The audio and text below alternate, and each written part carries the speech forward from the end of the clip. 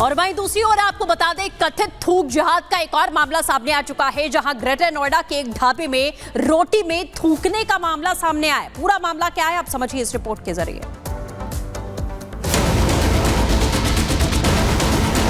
हमेशा हिंदुओं को टारगेट करा जाता है। जिहादी मानसिकता एक नंबर की। दिल्ली एनसीआर में एक बार फिर खाने पीने के सामान में थूक मिलाने की तस्वीरें सामने आई। ताजा मामला नोएडा का है, जहां एक ढाबे पर तंदूरी रोटी पर थूकने का मामला सामने आया है। इस घिनौनी हरकत की तस्वीर वायरल हो रही है, जिसमें साफ दिख रहा है कि रोटी बनाने वाला शख्स तंदूर में रोटी डालने से पहले उस पर थूक रहा है।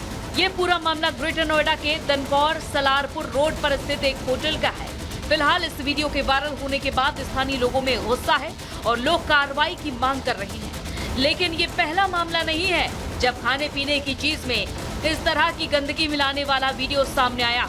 हाल फिलहाल में इस तरह की कई घटनाएं सामने आ चुकी हैं। पिछले दिनों सामने आई 3 घटनाओं के बारे में आपको बताते हैं। पहली घटना गाजियाबाद की है, जहां जूस में पेशाब मिलाने का आरोप लगाकर स्थानीय लोगों ने जमकर हंगामा किया। इस मामले की जांच पुलिस कर रही है। दूसरी तस्वीर भी ग्रेटर नोएडा की है, यहां भी रोटी बनाने में थूक का इस्तेमाल करने की तस्वीरें वायरल हुई थी। तीसरी तस्वीर जबलपुर की है, जहां मोमोज बनाने के लिए पैरों से आटा गूंथा जा रहा था। खाने पीने में गंदगी और थूक मिलाने की घिनौनी वारदातों से लोग हैरान हैं। खास बात यह है कि इस तरह की घटनाएं एक खास समुदाय के लोगों की दुकानों पर ही सामने आ रही हैं। आरोप लग रहे हैं कि जानबूझकर ऐसी हरकतें की जा रही हैं।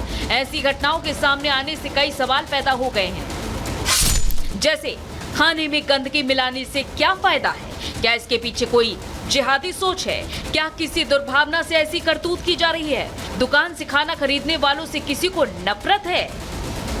फिलहाल लगातार इस तरह के वीडियो वायरल होने से हर कोई परेशान है। दुकानों से खाने पीने का सामान खरीदने से पहले लोगों को डर लग रहा है कि कहीं उनके खाने में भी कोई कुछ मिला ना दे। Bureau report, Republic Bharat. तो उत्तर प्रदेश में अपराध को लेकर कोई जगह नहीं है। योगी आदित्यनाथ ये हमेशा ही क्लियर करते रहे और इसके बाद अब देखिए किस तरह से जो प्रशासन है इस वक्त एक्शन में नजर आ रहा है। अपराधियों को अपराध छोड़ने के लिए किस तरह से मजबूर किया जा रहा है, एक्शन लिया जा रहा है। मथुरा और बुलंदशहर में कैसे बड़े एक्शन हुए पुलिस के, देखिए इस रिपोर्ट में।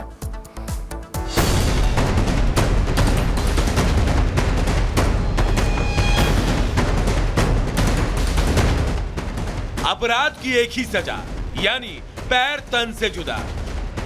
खुद के पैरों पर चलने में नाकाम यह शख्स अब सारी जिंदगी दूसरों के रहमो करम पर जीने के लिए मजबूर है। इस हालात की वजह यह खुद है। कभी इनका सिक्का भी चलता था। हौसले तो इतने बुलंद थे कि मथुरा शहर के व्यस्त चौराहे पर सरेआम सिपाही को गोली मार दी थी। इनका नाम अनिल है और इनकी कुंडली भी जान लीजिए। इस पर कई थानों में करीब 3 दर्जन मुकदमे दर्ज हैं। मथुरा पुलिस ने इसे एक मुठभेड़ के दौरान गिरफ्तार किया। पुलिस ने इसके पास से अवैध तमंचा, जिंदा कारतूस, खोखा और चोरी की बाइक बरामद की।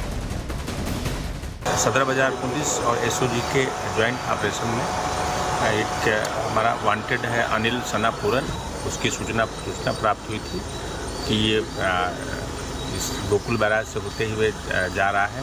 इस सूचना पर जो टीम है उसने गाड़ाबंदी की थी। गाड़ाबंदी के दौरान ही उसने पुलिस पर फायर किया, जिसके जवाबी कार्रवाई में जो अनिल है उसको गोली लगी है। जो घायल है जिसको ट्रीटमेंट के लिए हॉस्पिटलाइज कर दिया गया है। मौके पर उसके द्वारा जो प्रयोग की गई मोटरसाइकिल बरामद हुई है और जो उसने तमंचा से फायर किया पुलिस पर, वो तमंचा बरामद हुआ है। बुलंदशहर में आवारा गौवंश की हत्या की वारदात को अंजाम देने निकले शातिर गौकश आबिद और रईस को पुलिस ने मुठभेड़ के दौरान पैर में गोली मारकर घायल कर दिया। अस्पताल में पुलिस ने भर्ती तो करा दिया, लेकिन अब इनकी हालत ये है कि गौकशी तो दूर, अपने पैर पर ये चल भी नहीं पाएंगे। बैसाखियों के सहारे ही इनकी पूरी जिंदगी गुजरेगी।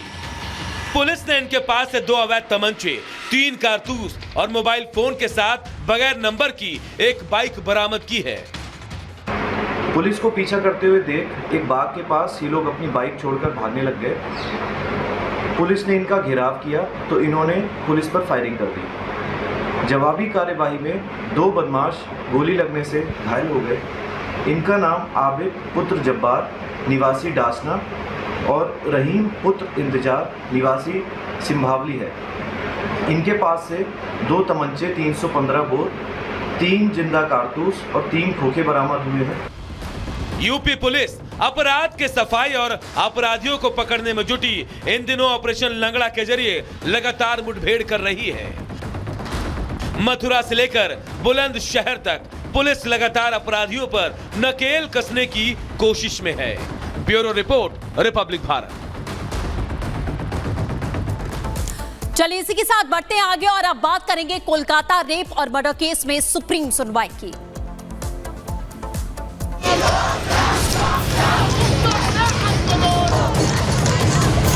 जब तक राष्ट्र भवन पूरा का पूरा साफ नहीं हो जाता, हम यहाँ से नहीं जाएंगे।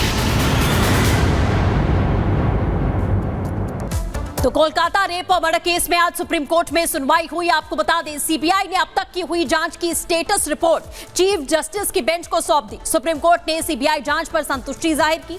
कोर्ट ने पीड़िता के पिता के लगाए गए गंभीर आरोपों की जांच भी सीबीआई को करने का आदेश दे दिया है। इसी के साथ मामले में अगली सुनवाई 1 हफ्ते के बाद होनी है, यह आपको बता दें। इससे पहले भी सुनवाई की है। सुप्रीम कोर्ट ने जमकर फटकार भी लगाई थी। इस मामले को लेकर स्वतः संज्ञान सुप्रीम कोर्ट की ओर से लिया गया था। तो इस वक्त की बड़ी खबर आपको बता दें कि सीबीआई की तरफ से अब तक की जांच की स्टेटस रिपोर्ट दे दी गई है।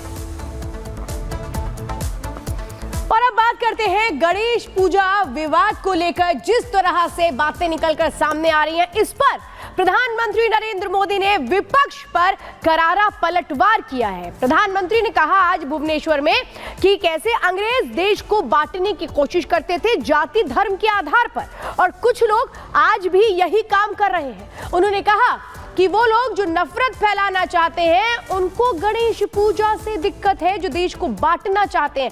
कैसे पलटवार किया प्रधानमंत्री ने, इस रिपोर्ट में दिखाते हैं।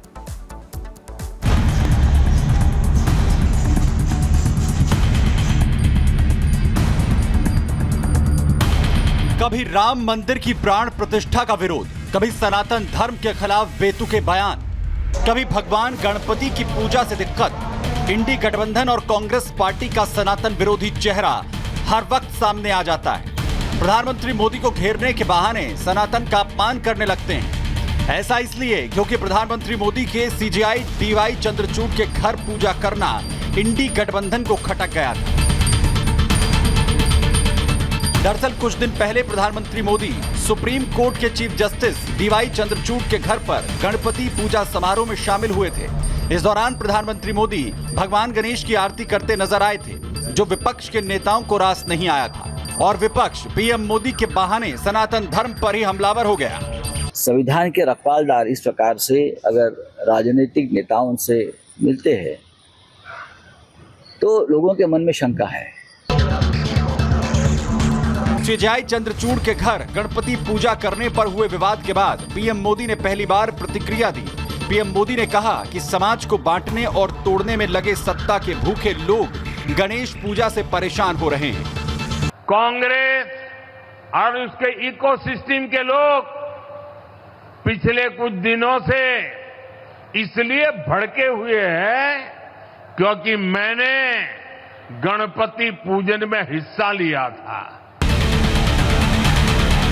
ये पहली बार नहीं है जब इंडी गठबंधन के सनातनी विरोधी बयान सामने आए हों। इससे पहले भी सनातन धर्म का लगातार विपक्ष विरोध करता रहा है। Bureau report, Republic Bharat.